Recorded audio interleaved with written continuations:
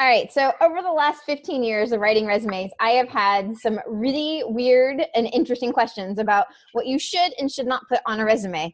And I know Juliet hasn't had that much experience yet, but I know you've had a lot of weird questions, right? Oh yeah. Yeah, definitely. Yeah. It's funny because a lot of people say, I've never written a resume before. I've never had it done. I've never worked with a service. So it's totally new questions. So, they're not always bad, but some of them, are very out of the box, and kind of just go, let's think about how to put this on a resume. There are some things you should put on and some things you should leave off.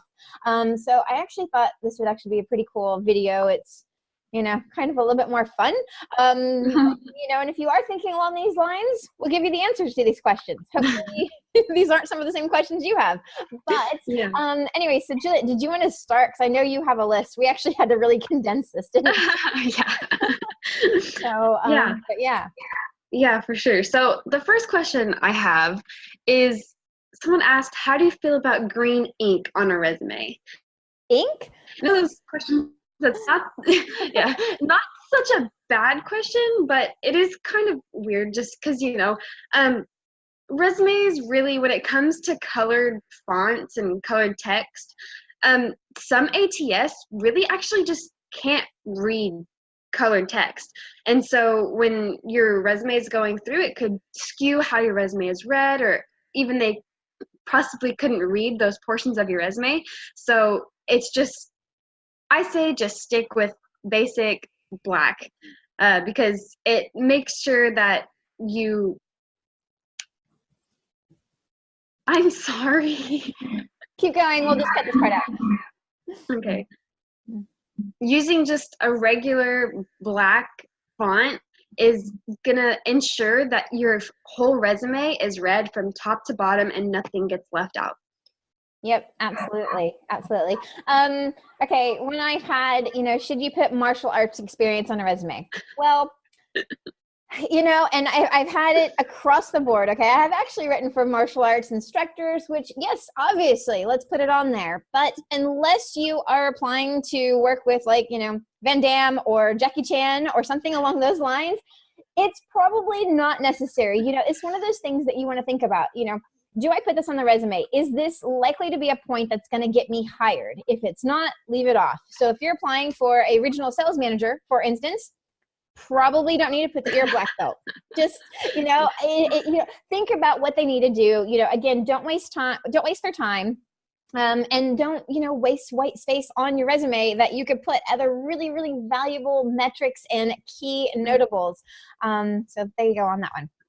Yeah. And then next one, is it okay to add a bit of job and company description before mentioning responsibilities in a resume? And this one is, again, kind of the same thing. Don't waste that extra space, because at the end of the day, employers aren't hiring the company. They're hiring you. So they don't need to know about the company you used to work for. They don't care about the company they used to work for. They care about you, what you've done, and what you can do for them. Yes. And so adding that, just irrelevant information. It's wasting their time to read it. So that's another thing. Just leave it off. It'll be much better. Definitely. Okay. This one kind of threw me off guard, I got to admit. Okay. So I was talking to somebody and they said, they're going for a sales position. They do a lot of traveling with it. And this honestly is going to go with any industry, but this person particularly was in sales and said, I'm actually really pretty. Everybody tells me I'm a knockout. I want to put my photo on the resume, and I don't care what you say. And if you're going to write my resume, you're going to put it on there because I use that to my advantage. And I got to say, and I'm pretty sure recruiters and HR is going to stand behind me on this one. That's awesome that you're a knockout. Leave your photo off the resume. And I get it. In some other countries, you do put the photo on the resume. In the US, Canada, primarily, leave it off. Leave it off. That's great. Show them you're a knockout in the interview. And definitely, of course, you use that to your advantage in your sales capabilities. But for the resume, let's stick to information. Yeah. Yeah. So I actually saw a question on Quora one day asking if they could put on the resume how many LinkedIn connections they have. And again, No one cares about how many people you know. I don't understand how you would think that that might give you an advantage, just knowing more people. But, again, no one cares. Just no one cares whatsoever. Just if you have people, if you know people that could benefit from whatever service or whatever company you're going to be working for, that's great. But you don't need to tell them that in the resume. It's just irrelevant information. It is. It is. More relevant information. Hobbies. I know there's an awful lot of people out there, and you know who you are, that you guys want to put hobbies on your resume. It is not necessary. It's irrelevant information. And, some people tell me, oh no, I want to put hobbies on there because it might build rapport. They might see it and go, oh wow, they're just like me. And, it's I've seen stuff where people actually have on their old resume, I like to sleep. I like to watch horror movies. I'm like a horror movie expert. And I've actually had somebody have on their old resume when they sent it in to me that they're a World of Warcraft guild leader. And it's one of those things you just don't need on a resume. Let's keep things professional.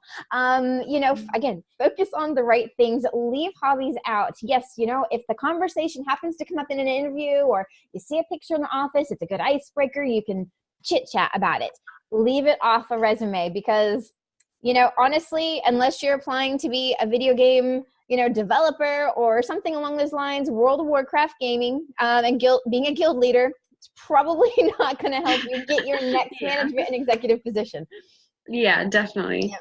So another one, someone asked, and I quote exactly, should I tell them that I don't give out references because most people don't really like me? Oh no. Oh no. And all I have to say with that is, well, number one, you should never put references on your resume anyway. They need a whole document to themselves. But when it comes to references, don't use anyone that isn't going to give a good reference, that just doesn't have a good relationship with you, because they are going to give bad reviews or references and whatnot. So even if it just has to be personal references, they'll see that as long as you have them. And if you need to be honest with HR or the recruiter or whoever it is, just tell them, my past positions really haven't been that great of a fit. And so I butt heads with a few of the people that I would have been able to use as references. So, these are my personal references.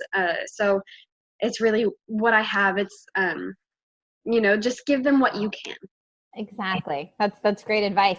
And, and I think one of the last ones that I wanted to pick out to actually bring up is some people don't actually like putting their contact details on their resume, or they say, can we just make up a company name? Because I don't want them to know where I work, because what if they contact the person and I'm not going to give out my references to that company? And you got to put the correct information on your resume, the correct company you worked for, and again, you don't have to give a reference to that. But HR is going to want to see the truth.